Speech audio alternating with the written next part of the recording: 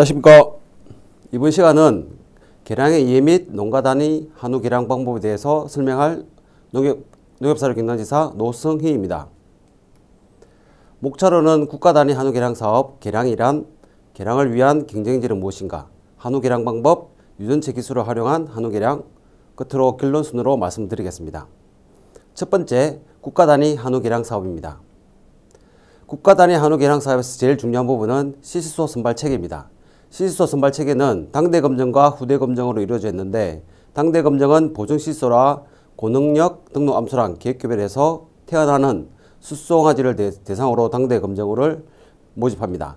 당대 검정은 총 900두로 사업소 800두, 도센터 100두로 해서 12개월년간 검정 성적을 조사하고 그 성적을 바탕으로 후보 시소가 선발됩니다. 후보 시소는 후대 검정을 거쳐서 보정 시소로 선발되는데, 후보 시소 역시 등록 암소를 대상으로 계획교별을 한 다음에 태어나는 숫송아지를 기준으로 후대 검정을 실시를 하고 있습니다. 여기에서 제일 중요한 부분은 후보 시소 부분입니다. 후보 시소는 우리가 시소 선발하는데 걸리는 시간이 28개월령으로서 보정 시소 선발하는데 60개월령보다 거의 반 정도가 단축이 됩니다. 그래서 후보 시소를 얼마만큼의 잘 쓰느냐에 따라서 계량 효과를 2배 이상 끌어올릴 수가 있습니다. 그래서 한우 계량 사업소에서 정액을 판매를 할 때 후보 시소와 보정 시소의 이 성적들을 다 공개를 하고 있습니다. 그래서 후보 시소의 정액을 잘 선택하는 게 계량 효과를 충분히 끌어올릴 수가 있습니다. 그래서 구체적으로 살펴보면 당대 검정 같은 경우에는 후보 시소를 선발하기 위해서 당의 수소의 능력을 검증하는 것입니다.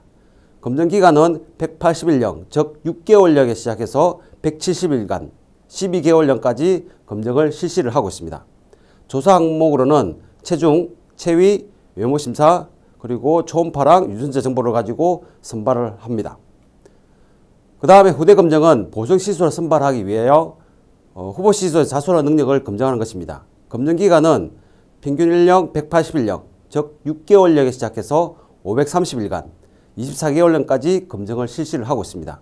조사 항목은 체중, 체위, 외모심사, 초음파와 유전체 정보, 끝으로 도체 성적과 도체 수율, 도체 중량 등을 조사를 해서 최종적으로 보정 시소를 선발하게 되어 있습니다.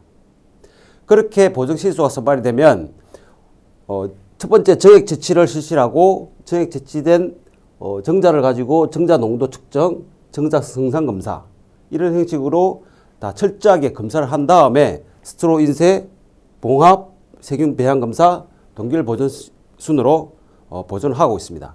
그래서 이렇게 보존된 정자는 정액 스트로당 정자 한 1,800만 마리가 충진해서 농가에 공급되고 있습니다. 두 번째로 계량이란에 대해서 말씀드리겠습니다. 계량이란 우리가 가축을 키우면서 처음부터 고려됐던 부분입니다. 그래서 한자를 보면 고칠개의 조울량, 즉 고쳐서 어떻게 잘 만들어보자, 요게 목적입니다. 그래서 생산량을 높이기 위해서 인류가 가축을 사용하면서부터 꾸준하게 추구했던 부분입니다. 그래서 목적을 보면 현 세대보다 다음 세대에 보다 더 우수한 개체를 생산하기 위해서 계량 목적으로 할 수 있겠습니다. 그래서 계량에서 가장 중요한 부분은 유전입니다. 내가 아무리 성적이 뛰어난다 하더라도 내가 죽어버리면 그 능력들은 자손들한테 물려줄 수가 없습니다. 그래서 유전 같은 경우에는 특정 형질을 부모로부터 물려받고 다음 세대에 전달되는 현상들을 유전이라 그러고 있습니다. 유전으로 보면 유사분열과 감습분열로 두 개의 세포분열로 이루어져 있습니다. 유사분열은 체세포 분열 과정에서 모든 세포분열에서 이루어지는 부분이고, 감습분열은 정자와 난자와 같이 생식세포 형성 과정에서 일어나는 부분입니다. 난자 같은 경우에는 하나의 난모세포에서 1분열과 2분열을 거쳐서 새로운 하나의 EN에서 N으로 분열이 됩니다. 마찬가지로 정자도 정모세포에서 1분열과 2분열을 거쳐서 하나의 N으로 분열이 됩니다. 우리가 여기서 관심 있는 부분은 정자와 난자가 만나서 정자 N과 난자 N이 만나서 새로운 EN, 즉 접합체가 형성되는 부분입니다. 그래서 계량 부분에서는 엄마에서 50% 받고 아빠한테 50% 받고 그렇게 해서 온전한 100%가 됩니다. 그래서 이렇게 형성된 정자와 난자가 만나서 수정된 이런 세포들은 배아 형성 과정을 거쳐서 이루어집니다. 여기서 보듯이 이 부분들은 암소의 생식기관입니다. 우리가 주로 인공수정할 때 자궁 경관을 통해서 정액을 주입하고 있습니다. 정액이 들어오면 이 자궁각과 자궁을 거쳐서 여기서 보듯이 난간 팽대부에서 수정이 이루어지고 있습니다. 그래서 이 수정이 이루어지면 이 난간을 거쳐서 최종적으로 이 자궁에 착상이 되는 것이죠. 소 같은 경우에는 평균적으로 착상되는 기간이 20에서 22일 정도 걸립니다. 그래서 소의 발정 주기는 21일 걸리죠. 만약에 자궁에서 착상이 안 되면 이 소는 계속적으로 발정이 오게 되어 있습니다. 그리고 이 난간팽대부에서 난간으로 내려올 때 제1분열, 2분열, 3분열을 거쳐서 하나의 외배엽과 내배엽과 외배엽으로 형성되면서 분열돼서 내려오고 있습니다. 우리가 소위 말하는 성장형질, 도체형질, 번식형질들은 다 표현형으로 표현이 됩니다. 이 표현형은 유전적 요인과 환경적 요인에서 결정이 되는데, 유전적 요인은 태어나면서부터, 즉 정자와 난자가 만날 때 수정될 때부터 결정이 되어버립니다. 그리고 아빠와 엄마한테 각각 50%의 능력을 받고 태어나는 것이죠. 반면에 환경적 요인은 많은 환경적인 영향을 받습니다. 온도, 습도, 사양. 그런데 이 환경 요인은 강원도에서 키우나 전라도에서 키우나 거의 다 비슷합니다. 단지 온도의 차이가 있을 뿐이지 사료라든지 사양 환경이라든지 다 비슷하기 때문에 우리가 관심 있는 것은 이 유전적 요인을 어떻게 끌어올리는가, 이게 큰 관심으로 있는 겁니다. 예를 들어 보면 A와 B라는 개체가 있습니다. A는 원래 태어날 때부터 그릇이 작게 태어났고 B는 그릇이 크게 태어났습니다. 여기에 환경적 요인, 즉 얼마만큼 좋은 사료를 주냐 따라서 능력이 발현되는데, A는 아무리 좋은 조건을 준다 하더라도 이 능력 이상을 발현될 수 없습니다. 근데 B는 충분히 좋은 조건을 주면 이 능력을 충분히 발현하는 거죠. 그래서 계량의 목적은 개체의 능력, 즉 그릇을 어떻게 크게 만드느냐, 이게 가장 큰 관건입니다. 그래서 유전과 환경을 비교를 보면 유전은 태어나면서 가지고 있다. 그리고 아빠, 엄마한테 50% 받는다. 환경은 무슨 영향을 많이 받고 온도, 영양 이런 것들에 의해서 결정된다. 근데 이 두 가지 방법들은 농장주의 의지에 따라서 다 바꿀 수가 있습니다. 그래서 여러분들이 어떻게 목표를 갖고 의지가 있느냐에 따라서 둘 다 개선시킬 수 있는 것이죠. 예를 들어 보면 A 농장은 유전이 40입니다. 그리고 사양도 잘하고 질병도 잘해서 90이라는 능력을 발현합니다. 근데 B 농가는 유전만 믿고 사양도 제대로 안 해줘, 질병 관리도 안 해준다 그러면 35 정도의 능력밖에 발현 못합니다.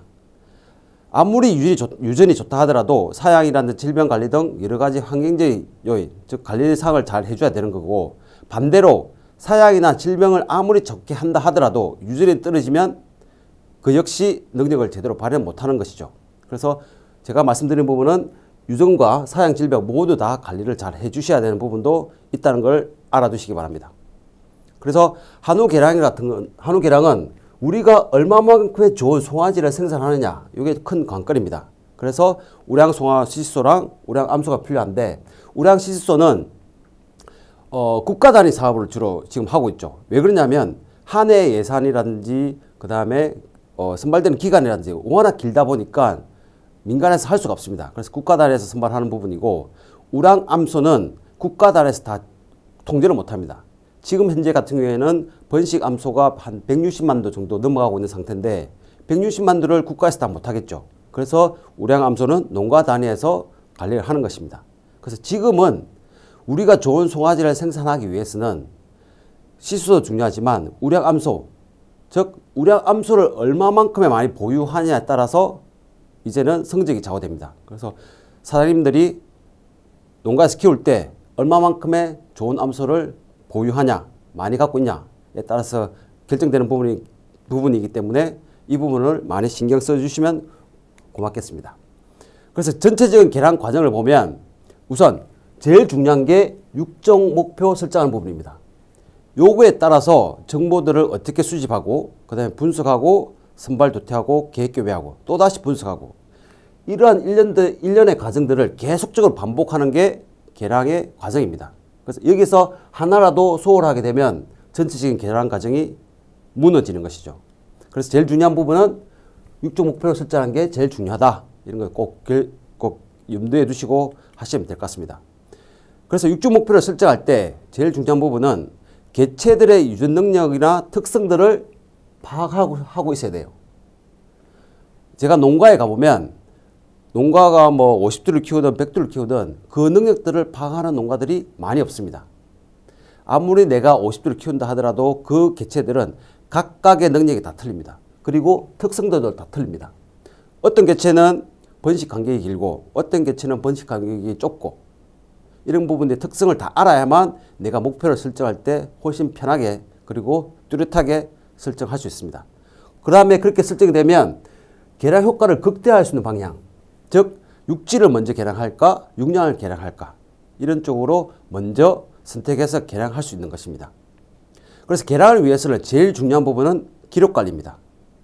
내가 어떻게 기록관리를 하냐에 따라서 그 능력들을 확인할 수도 있고 그걸 효과적으로 이용할 수가 있습니다. 그래서 이 4가지 정도의 기록관리 양식을 보면 제가 농가에 가서 봤을 때 제일 효과적인 게 달력입니다. 이 달력 부분은 한 달의 스케줄을 다 알 수가 있습니다. 어느 개체가 며칠날 분만하고 어느 개체가 며칠날 체중 측정하고 이런 것들을 다 알 수 있기 때문에 제일 편한데 문제는 이게 달이 넘어가면 그 이전 달을 보려고 했을 때 다시 달력을 뒤집어 봐야 된다는 거죠. 그게 좀 불편하지만 한 달의 스케줄은 제일 잘 알 수 있고 이렇게 달력에서 관리를 하면 그 다음에 이런 식으로 옮겨 적으시면 됩니다. 그렇게 해서 체계적으로 관리하시면 될 것 같습니다. 기록 관리에서 하실 때 제일 중요한 부분은 목적 인식입니다.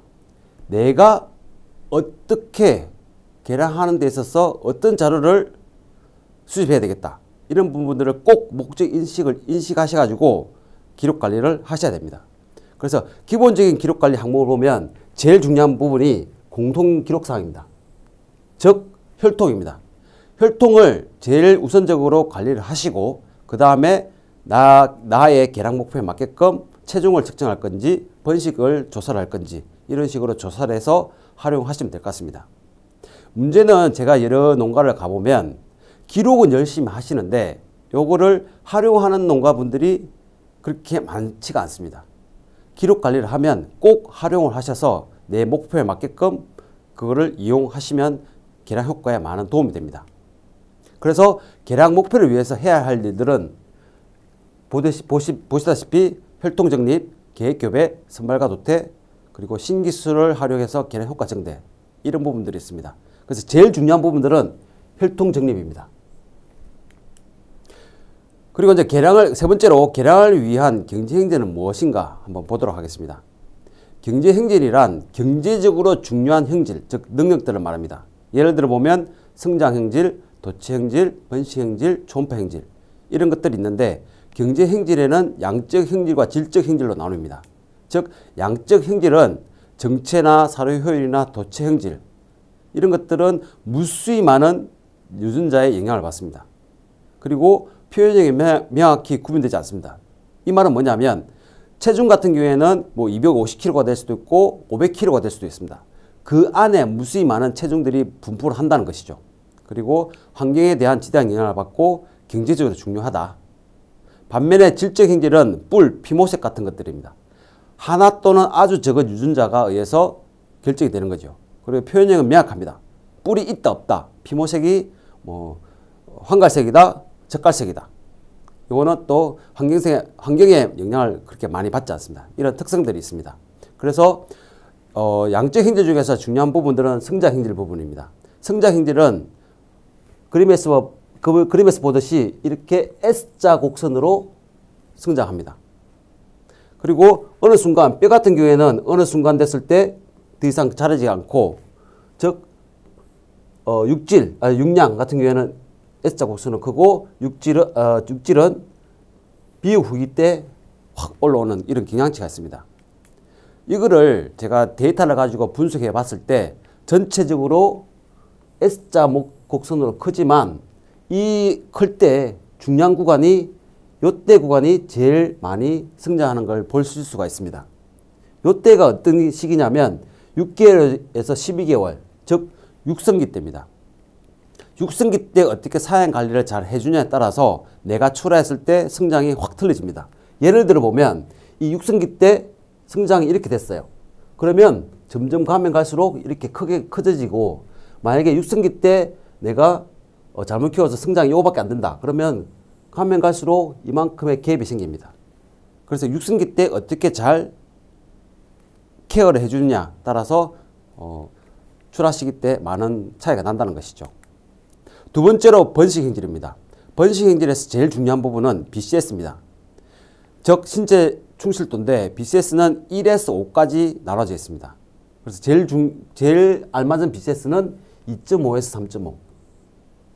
그림에서 보듯이 2.5, 3.5가 어느 구간인지 잘 보기 힘드시죠?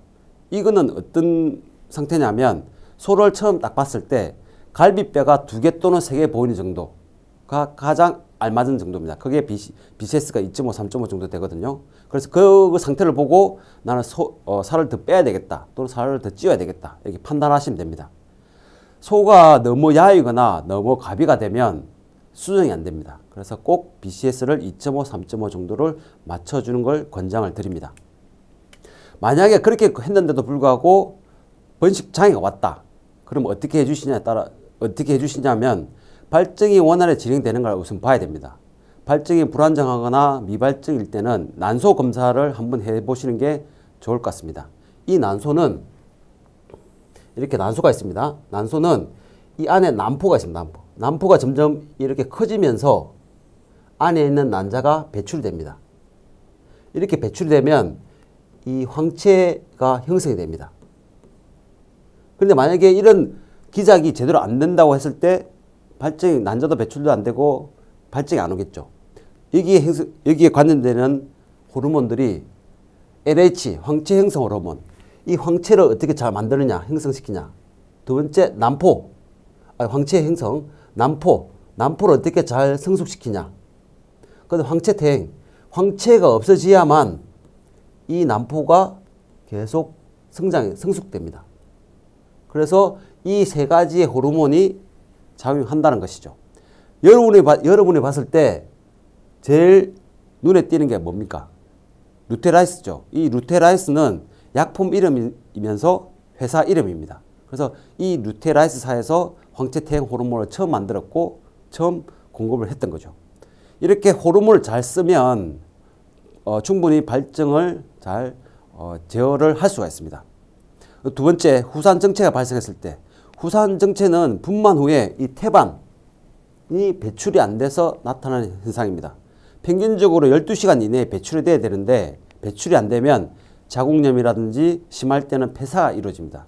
이럴 경우에는 옥시토신이라는 호르몬 주사를 놓으시면 됩니다. 이게 자궁수축 호르몬이기 때문에 안에 있는 태반도 배출시키고 또 분만할 때 소들이 분만이 제대로 안 된다 했을 때 옥시토신 놓으면 또 분만이 잘 됩니다. 그래서 자궁을 수축시켜서 태아라든지 그 다음에 태반을 배출시킬 수 있는 것이죠. 네 번째로 한우 계량 방법에 대해서 말씀드리겠습니다. 좀 전에 제가 말씀드렸듯이 혈통이 중요하다 그랬죠. 계량에서는 혈통이 진짜 중요합니다. 그래서 계량을 위해서 정확한 혈통 정립은 가장 기초적인 사항입니다. 이렇게 혈통 정립이 되면 집단과 개체의 능력들을 알 수가 있고 교배 방법을 선택할 수 있으며 혈연관계 등을 규명을 할 수 있습니다. 혈통이라고 했을 때 제일 먼저 떠오르는 게 근친일 것입니다. 근친은 이러한 복잡한 식에 의해서 계산이 됩니다. 근데 여러분들은 이걸 다 아실 필요는 없습니다. 중요한 부분은 공통선조입니다. 내가 위에 봤을 때 어느 선조부터 내려왔냐에 따라서 근친이 틀려집니다. 예를 들어 보겠습니다.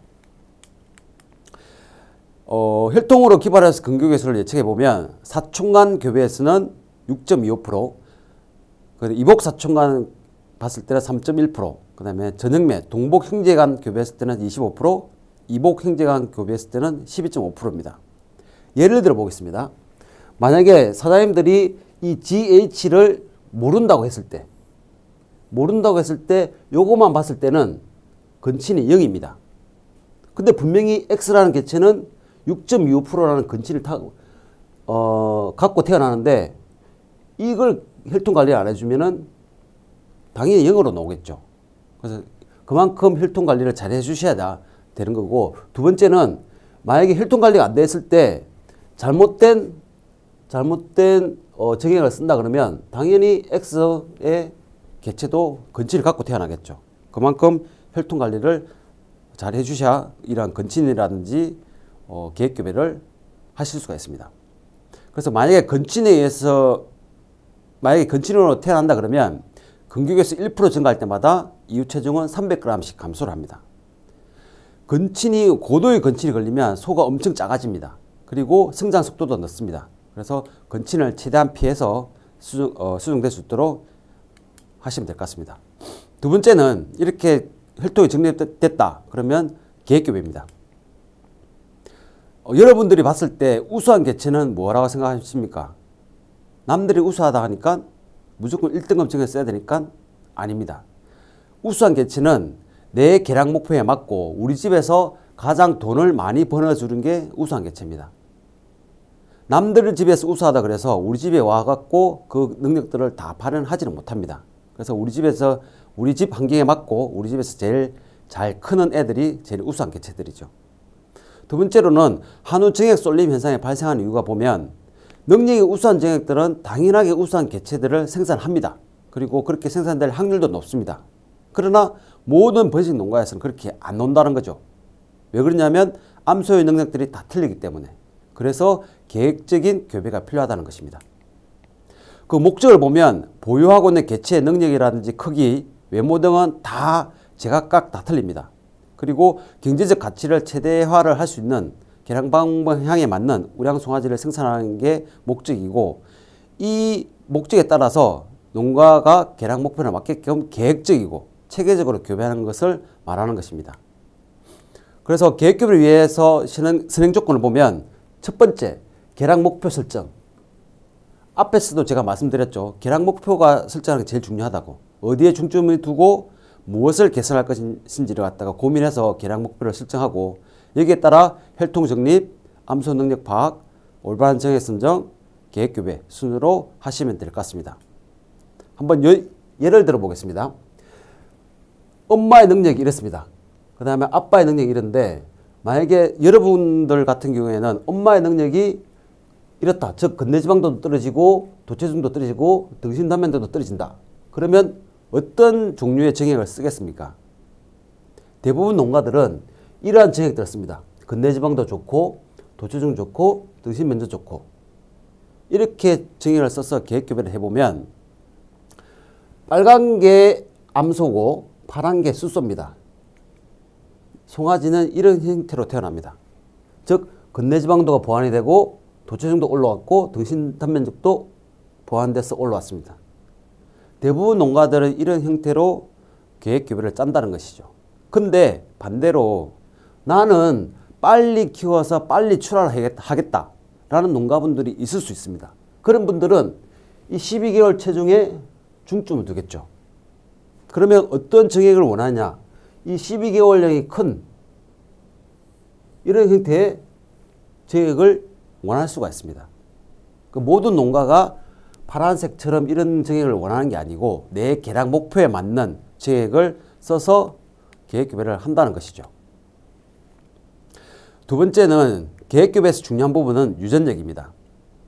유전력이라는 것은 전체 분산 중에 유전 분산이 차지하는 비율, 즉 유전, 환경 다 통틀어서 그분의 유전만 차지하는 비율을 말하는 것입니다. 예를 들어 보겠습니다. 한우에서 제일 중요한 것들, 지방, 근내지방도, 도체중, 등신단면적, 이런 것들은 실질적으로 내가 어떻게 계량하냐에 따라서 돈이 되고 안 되고 판단이 나죠. 여기서 잘 보시면 근내지방도는 유전력이 0.5에서 0.6, 즉 50에서 60%입니다. 그 반대로 도체중은 0.2에서 0.35, 25에서 35%입니다. 유전력이 높다는 것은 빨리 개량시킬 수 있고 그 효과를 빨리 볼 수가 있습니다. 그래서 도체중은 근내지방도보다 유전력이 낮죠. 이 말은 뭐냐면 도체중을 개량하기 위해서는 오랜 시간이 걸린다는 겁니다. 그래서 여러분들이 만약에 지금 개량을 시작했다. 그러면 도체중부터 또는 등신단면적부터 개량을 시작해야 되는 것이죠. 이렇게 개량해 놓으면 근내지방도는 유전력이 높기 때문에 빨리 끌어올릴 수가 있습니다. 그 반대로 수태율, 분만 간격 같은 경우에는 유전력이 0에서 0.1%, 즉 10%도 안 됩니다. 이것들을 끌어올리기 위해서는 환경적인 영향을 더 많이 받는다는 것이죠. 90% 이상의 환경적인 영향을 받기 때문에 어떻게 내가 사양 관리를 해주고 어떻게 환경을 잘 맞춰주냐에 따라서 수태율도 올라가고 분만 간격도 단축시킬 수가 있습니다. 그래서 이 부분들을 잘 생각하셔가지고 개량 방향을 잡는 것이 훨씬 효과적입니다. 그리고 이렇게 유전력이 계산되면 우리가 소위 말하는 개체들의 유전적 가치, 즉 수치화된 성적들을 제공하고 있습니다. 이게 육종가입니다. 육종가는 기본적으로 유전력에다가 개체의 능력, 측정치 빼기 동기군의 평균치입니다. 즉 보시면 육종가가 플러스다. 육종가가 플러스다 그러면 평균보다 높다는 거고 육종 마이너스다 그러면 평균보다 낮다는 겁니다. 요 수치들은 매번 평가할 때 조금씩 바뀌기 때문에 제일 최근 자료를 가지고 활용하시면 될 것 같습니다. 이렇게 혈통 정립이 되고 계획교배를 했습니다. 그러면 태어난 송아지가 태어나겠죠? 그러면 올바르게 어떻게 선발하고 도태하는지를 한번 보도록 하겠습니다.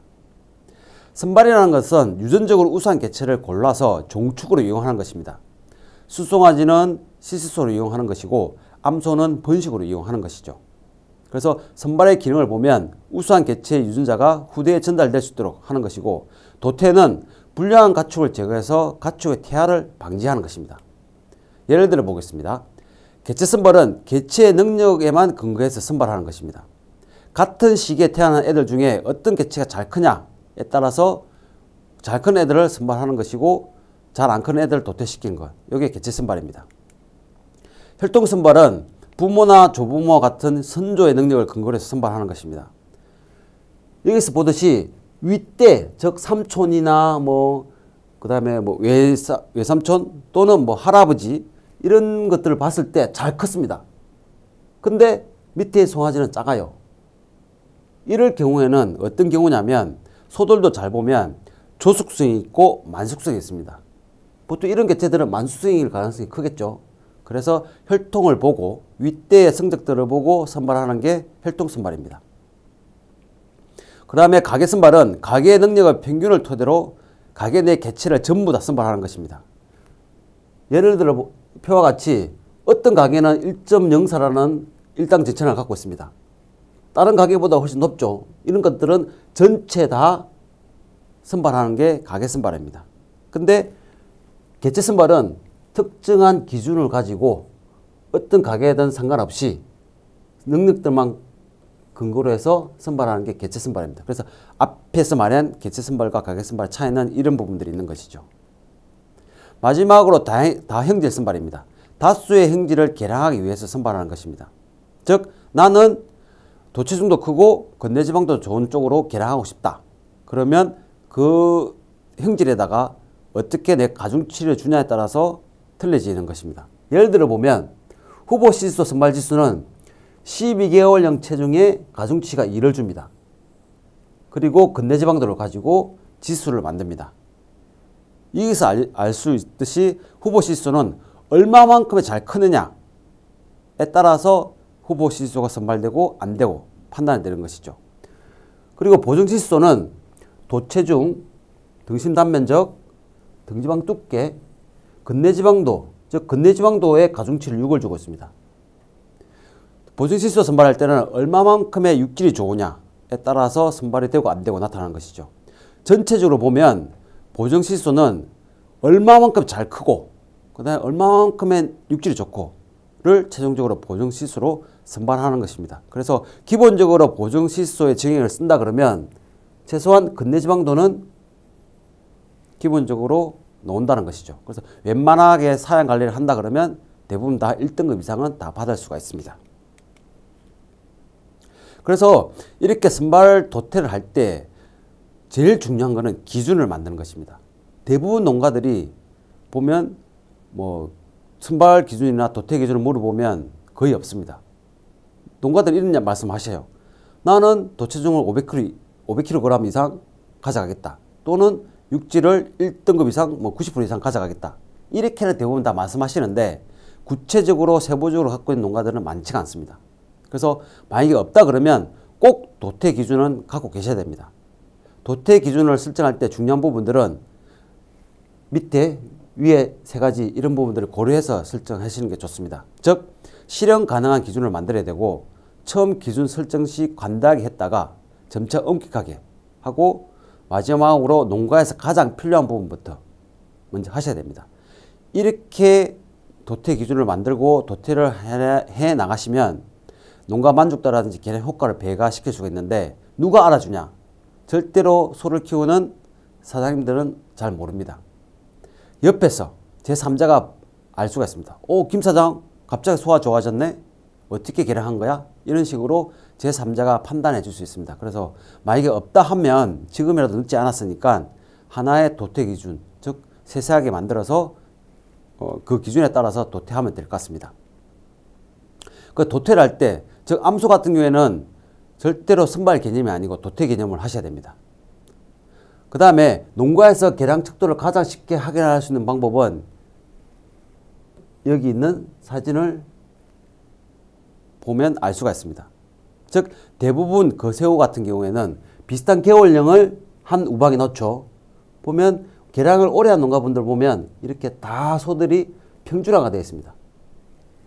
어떤 높고 낮고 이런 게 아니고 평준화되어 있고, 두 번째는 중간 분리책 있죠. 이 분리책. 보통 농가들의 분리책을 보면 요게 바닷가의 높이가 120에서 150 정도 됩니다. 120에서 150. 왜 이 높이를 알고 있는 게 중요하냐면 평균적으로 24개월령 거새 같은 경우에는 최고 높이가 145, 155 정도 나옵니다. 그러면 내가 개월령에 맞게끔 이 최고 높이를 설정할 수가 있겠죠.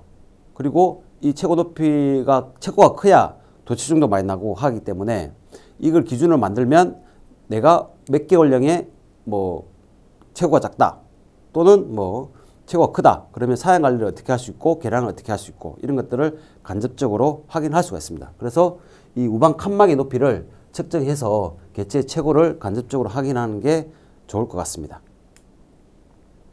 마지막으로 이렇게 개량까지 선발 도태까지 다 끝났습니다. 그럼 좀 더 빨리 개량을 시킬 수 있는 방법은 뭘까라는 걸 고민해야 되겠죠. 그러면 이 보시다시피 유전체 기술을 활용하면 한우 개량을 훨씬 더 빨리 시킬 수 있는 부분이 있습니다. 그림에서 보듯이 이 사진은 한 가족의 사진입니다. 보시다시피 어떤 사람은 뚱뚱하고 어떤 사람은 키가 크고 또 키가 작고 안경 끼고 안경 안 끼고 분명히 같은 아빠 같은 엄마에서 태어난 가족인데도 불구하고 다 틀리죠. 요거 같은 경우는 유전자에 의해서 다 이렇게 발현되는 것입니다. 생물체 개개의 유전 형질을 발현시키는 원인 인자로서 각각의 특징이 다 틀리다는 거죠.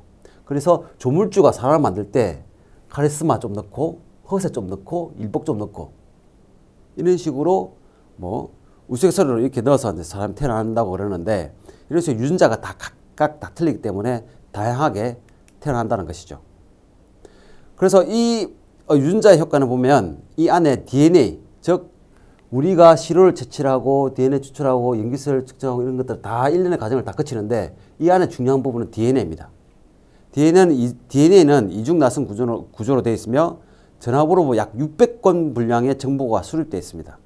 질병 정보, 혈통 정보, 그다음 형질 정보 이런 것들이 다 들어있는 것이죠. 소 같은 경우에는 유전체가 한 60개의 유전체로 구성되어 있고 이 유전체는 약 30억 개의 염기쌍으로 구성되어 있습니다. 전체 DNA 99.9%는 모든 개체가 동일하지만 0.1%만의 차이에 의해서 소가 크고 작고 라는 결정되는 것이죠. 그래서 우리가 관심 있는 것들은 이 DNA 안에 있는 SMP, 즉 단일 염기 다양성을 우리 기본으로 하고 있습니다. 이거 뭐냐면 개체 간 변이를 나타내는 기본 유전 단위. 옛날에 학교 다닐 때 많이 배웠죠. 아데닌, 구아닌, 시토신, 티민, AGCT 요게 SMP 즉 염기서열입니다. 그래서 요게 32억개의 염기서열 중에 개인의 편차를 나타나는 한 개 또는 수십 개의 염기배열. 아까 말했듯이 모든 개체는 99.9%는 다 동일합니다. 다 동일한데 0.1%만 차이 난다 그랬죠. 특정한 염기서열의 차이에 의해서 소가 크고 작고가 나타나는 것입니다.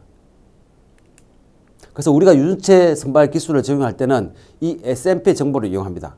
즉, 소 정보 중에 다량의 SMP, 즉 5만 개의 SMP 정보를 가지고 분석을 해서 이 기존의 유전 능력 평가 방법에다가 유전체 정보를 더 추가적으로 해서 선발하는 게 유전체 선발입니다. 그래서 가축의 유전체 지도를 보면 사람 같은 경우에는 2003년도에 다 해독이 됐습니다. 2003년도에 해독이 됐고 소는 2009년도에 해독이 됐습니다. 그래서 전체적인 경제적 상황을 보면 2009년도 이후에 경제 효과가 급격하게 증가하는 것이죠. 이때부터 유전체 정보를 이용했다는 것입니다. 그래서 유전 능력을 확인하는 방법을 보면 기존의 혈통 정보 기반으로 유전 평가를 했을 때는 정확도가 30에서 35%였습니다. 혈통만 가지고 했을 때. 그리고 자손 4두 이상 도체 성적을 가지고 평가했을 때는 27%에서 44%였습니다. 근데 여기다가 기존의 자료에다가 대량의 유전체 정보를 이용해서 평가를 하면 50에서 60% 정도 나옵니다. 즉 이거는 뭐냐면 자손을 5두에서 6두 정도 검증한 것 같은 효과를 냅니다. 그럼 훨씬 더 정확하고 훨씬 더 빠른 시간 내에 유전 평가를 받을 수가 있는 것이죠. 그래서 혈통 기준으로 봤을 때는 정확도가 낮고 그 다음에 유전체 분석은 정확도가 높고 조기 선발이 가능하다. 즉 조기 선발이라는 것은 뭐냐면 소가 태어났을 때 바로 DNA를 검사를 해서 유전체 분석을 해보면 요게 뭐 유전 능력이 어떻다 이런 것들을 바로 알 수 있는 것이죠. 그 다음에 자손의 도출 기록을 이용한다 그러면 오랜 시간이 걸린다. 즉 4마리의 후대축을 생산하기 위해서는 최소한 5년, 6년 이상 더 걸려야 된다는 것이죠. 그래서 하나 예를 들어 보면 기존의 평가 방법, 즉 암소와 수소와랑 교배를 했을 때 암소의 능력이 9고 수소의 능력이 1이라 그러면 태어나는 자손들은 다 플러스로 다 똑같습니다. 혈통만 같다 그러면. 근데 기본적으로 9마리, 10마리 태어나던 능력들이 다 틀리겠죠. 외모도 틀리고 앞에 가족 사진 보셨듯이 누구는 키가 크고 누구는 키가 작고 뚱뚱하고 야윈 것처럼 소들도 같은 엄마 아빠에서 태어났다 하더라도 그 능력이 다 틀립니다. 근데 기존에는 똑같이 평가가 됐다는 것이죠. 근데 이걸 유전체 분석을 해보면 어떤 개체는 크고 어떤 개체는 작고 이런 것들이 수치화로 분석이 됩니다. 그러면 내가 봤을 때 작은 애들은 도태하고 큰 애들은 키우고 이런 식으로 도태 선발을 훨씬 더 정확하게 할 수 있다는 것이죠. 그래서 유전체 기술을 활용한다 그러면 유전체 개량량을 올릴 수가 있습니다. 즉 제가 앞에서 말했듯이 정확도가 올라가죠. 그 다음에 세대 간격이 단축됩니다. 빠른 시간 내에 송아지 단계에 우선 개체를 선발할 수 있기 때문에 세대 간격이 단축됩니다. 그러면 유전적 개량량은 훨씬 더 올라가게 되어 있습니다. 외국 사례를 보면 젖소 같은 경우에는 정확도가 90% 이상입니다. 왜 그러냐면 젖소는 우리나라도 있지만 외국도 있죠. 뭐 유럽이라든지 미국이라든지 이 홀스타인 종들이 많습니다. 그런 모든 자료들을 가지고 취합해서 평가해 보면 정확도 90% 이상 나옵니다. 왜냐하면 워낙 많은 데이터를 갖고 있기 때문에. 그리고 이 개체들을 유전체 분석을 해서 해보면 최상위 미경산후 같은 경우에는 가격이 26만 5천 달러, 즉 우리나라 돈으로 3억 정도 합니다. 한 번도 우유도 짜지도 않고 한 번도 새끼도 낳지 않은 개체가 3억 가까이 된다는 거죠. 이게 그만큼 정확도가 90% 이상 높기 때문에 농가들도 그걸 신뢰해서 그걸 갖다 구매를 하고 있다는 겁니다.